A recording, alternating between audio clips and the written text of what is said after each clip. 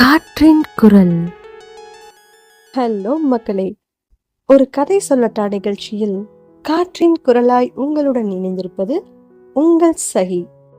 சில மனிதர்கள் அதிகமாக பேச மாட்டாங்க, அதனால அவங்க கிட்ட கனவு இல்லைன்னு அர்த்தமாயிடாது. சில மனிதர்கள் சிரிக்க மாட்டாங்க, அதனால அவங்களுக்குள்ள உணர்ச்சி இல்லைன்னு அர்த்தம் இல்லை. இந்த உலகம் சத்தமாக பேசுகிறவங்கள மட்டும் நோட்டீஸ் பண்ணும், ஆனால் அமைதியாக போராடுறவங்கள அதிகமாக யாரும் பார்க்க மாட்டாங்க. இந்த கதை அப்படி ஒருத்தனோட கதை. அவன் பேர் இம்ரான். ஸ்கூலில் ஊமையன்னு பேர், காலேஜில் ஜீரோ, ஆஃபீஸில் இன்விசிபிள்னு பேர். ஆனால் ஒரு நாள் அவனுடைய சைலன்ஸ் தான் அவனுடைய மிகப்பெரிய ஸ்ட்ரென்த்தாக மாறுச்சு. நாகூர் பக்கத்தில் ஒரு சின்ன கிராமம். அங்கே ஒரு அரசு பள்ளி. கிளாஸ் ரூம் லாஸ்ட் பெஞ்சில் எப்போவும் ஜன்னல் பக்கத்தில் உட்காந்துருப்பான் இம்ரான். டீச்சர்ஸ் கொஷின் கேட்டாலும் அவன் எழுந்து நிற்பான், ஆனால் பதில் சொல்ல மாட்டான். அதுக்குன்னு அவனுக்கு ஆன்சர் தெரியாதுன்னு இல்லை, பேசுகிறதுக்கு பயம். சின்ன வயசுலேருந்தே அவனுக்கு கொஞ்சம் ஸ்டாமரிங் ப்ராப்ளம் இருக்குது, திக்குவாயின்னு கூட சொல்லலாம். ஒரு வார்த்தை பேசவே ரொம்பவே சிரமப்படுவான்.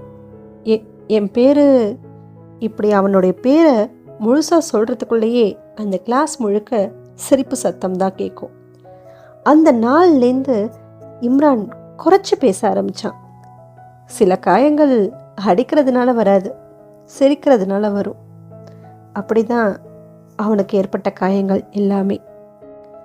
இம்ரானோட அப்பா சலீம் சின்ன டீ ஸ்டால் வச்சுருந்தாரு. ஹார்ட் ஒர்க்கிங், ரொம்ப ஸ்ட்ரிக்டான அப்பா. அவருக்கு ஒரு நம்பிக்கை, ஆம்பளைங்க போல்டாக இருக்கணுங்கிற ஒரு நம்பிக்கை. இம்ரான் சைலண்டாக இருக்கிறது அவருக்கு பிடிக்காது. ஒரு நாள் டீ ஸ்டாலில் கஸ்டமர் முன்னாடி சொன்னார், என் பையன் பேசவே மாட்டேங்கிறான், என்ன ஃப்யூச்சர் இருக்குன்னே தெரியல. அந்த வரி இம்ரானுக்கு கத்தி மாதிரி இருந்தது.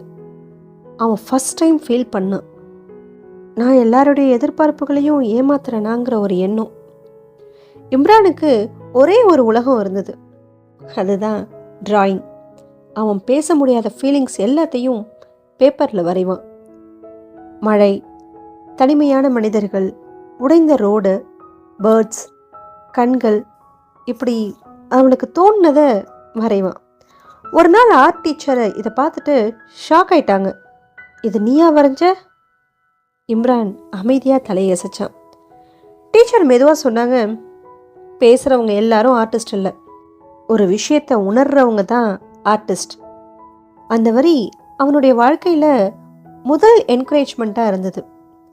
காலங்கள் ஓடிச்சு. விஷுவல் கம்யூனிகேஷன் கோர்ஸ் எடுத்தான். சென்னையில் போய் படிக்க போனான்.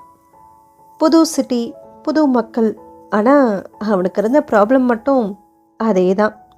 ப்ரெசன்டேஷன் டைம் வந்தால் இம்ரானுக்கு ஒரே பயம் வந்துடும். வார்த்தைகள் ஸ்டக் ஆகும், கைகள் நடுக்க ஆரம்பிக்கும், வேர்த்து கொட்ட ஆரம்பிக்கும். கிளாஸில் சில பேர் இதை வச்சு அவனை கலாய்ப்பாங்க.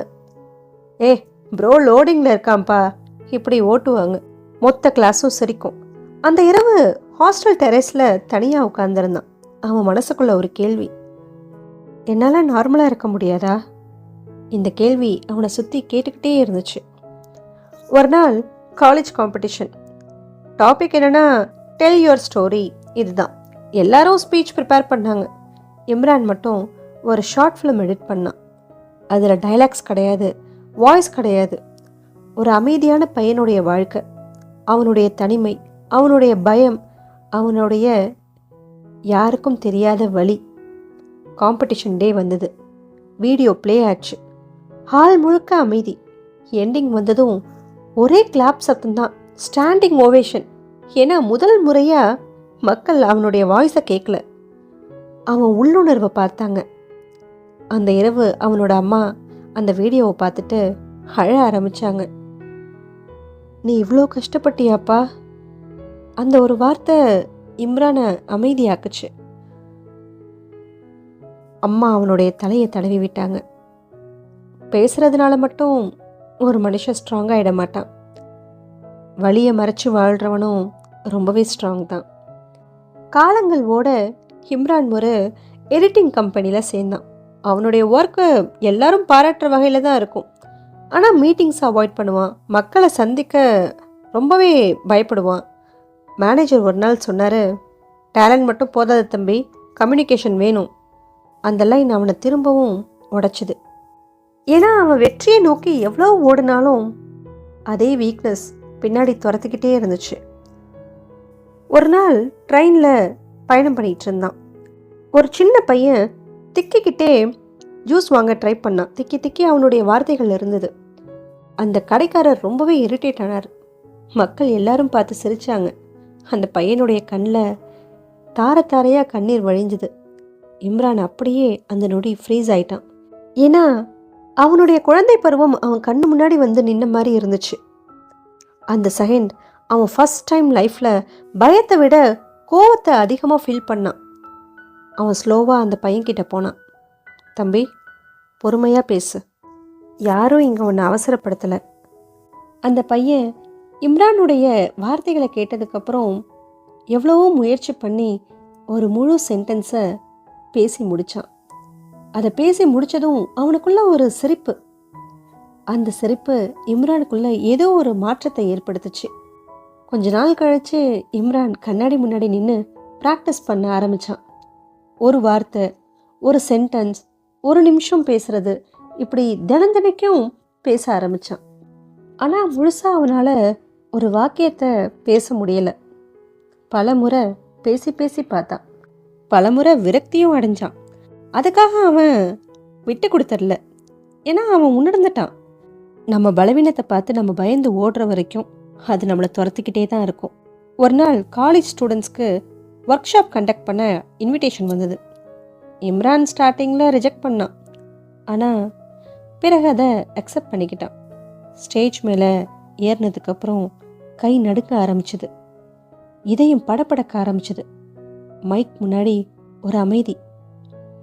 அந்த ஹாலே அவனுடைய அந்த பேச்சுக்காக வெயிட் பண்ணிட்டு இருந்தது. ஒரு ஆழ்ந்த மூச்சு எடுத்து விட்டான். என் பேர், ஒரு சின்ன கேப் விட்டு இம்ரான் இப்படி சொல்லிட்டு அவன் கண்டினியூ பண்ணான். ஸ்லோவாக விட்டு விட்டு, ஆனால் ஸ்டாப் ஆகாமல் பேசினான். அந்த 20 நிமிஷம் ஸ்பீச்சு பர்ஃபெக்ட் இல்லை, ஆனால் உண்மையாக இருந்தது. எண்டிங்கில் அந்த ஹால் முழுக்க ஒரே கிளாப் சத்தம் தான். ஏன்னா மக்கள் குறையற்ற மனிதர்களை வியந்து பாராட்டுவாங்க. ஆனால் பயம் இருந்தும் அதை எதிர்த்து ஃபைட் பண்ணுறவங்கள ரெஸ்பெக்ட் பண்ணுவாங்க.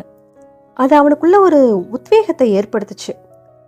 இப்படியே கொஞ்சம் கொஞ்சமாக தன்னுடைய அந்த பேச்சு திறமையை வளர்த்துக்க ஆரம்பித்தான். அதாவது நார்மலாக எல்லாரும் பேசுகிற மாதிரியும் ட்ரை பண்ணி பார்த்தான். அவனுடைய முயற்சி ஒருபோதும் வீணாகலை. வருடங்கள் கழிஞ்சுது. ஒரு யூடியூப் சேனல் ஸ்டார்ட் பண்ணான், பாட்காஸ்ட். அதில் மோட்டிவேஷ்னல் கண்டென்ட் தான் நிறைய போட்டான்.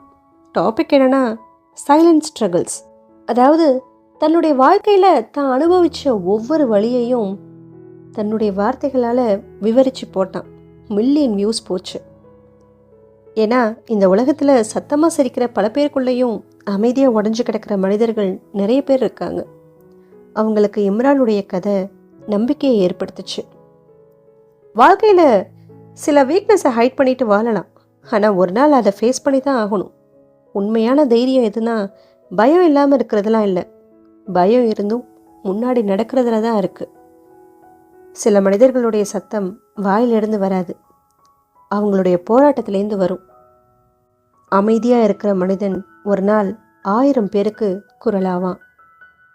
மீண்டும் ஒரு கதையுடன் நாளை சந்திப்போம். நன்றி.